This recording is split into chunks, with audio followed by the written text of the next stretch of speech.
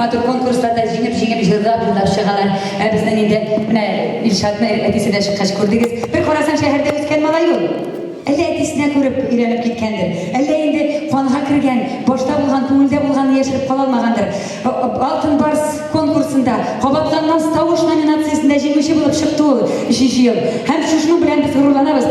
Тауышына келсек, сізге енді шын көңілден қабыл етерге, чөнки қабатланмас тауыш. Шын-шындап аңарда шулай етіп, еш, матур, қабатланмас тауышта жүршіміз Илшат Хамадиев.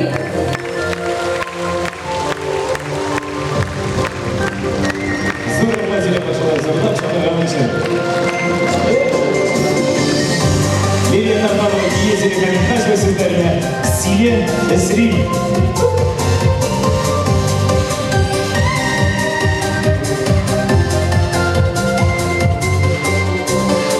Bir işin şarılar aşağı nasip yarın üzülü şolu gelmeyken dilimde mahtur kızların güzeli Bege şırlar bana saklayın beni kumilerde Davamı yerisin mi elle ezlisin mi uzinde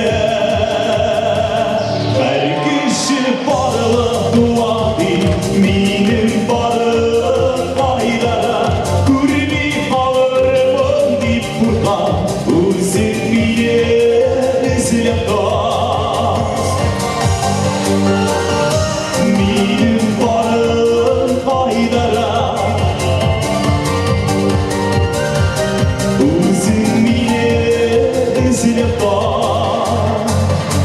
Berge adam dağlarımız yazlarda mı güzülerde mi Mayası sin eşiler kız Mina yazmış yazılanı Dire yapta kukmuş ile Hey maysarısın Mina Şırılı şırılı sinin zili Kuşları şırıma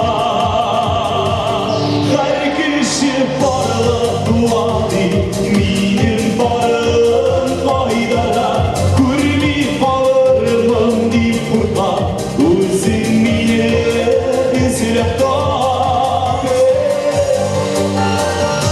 minim parın faydara uzun mine izlep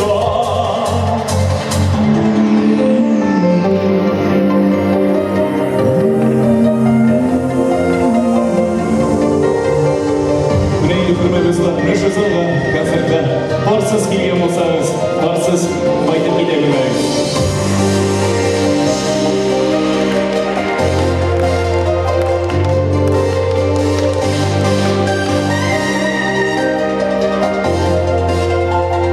Senin dilerge jırların kumilerde Dağlanlı yerisin mi elle ezlisin mi uzinde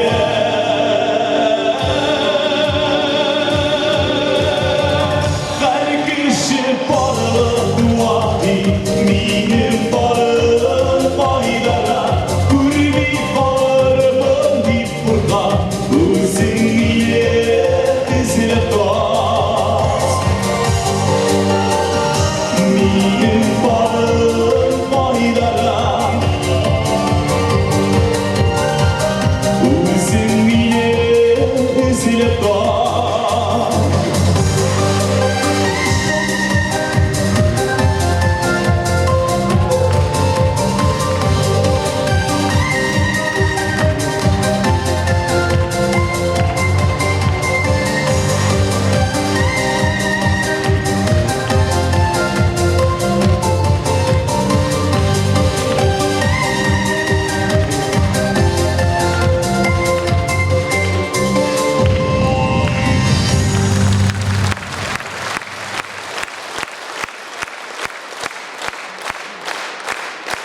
Zıdırma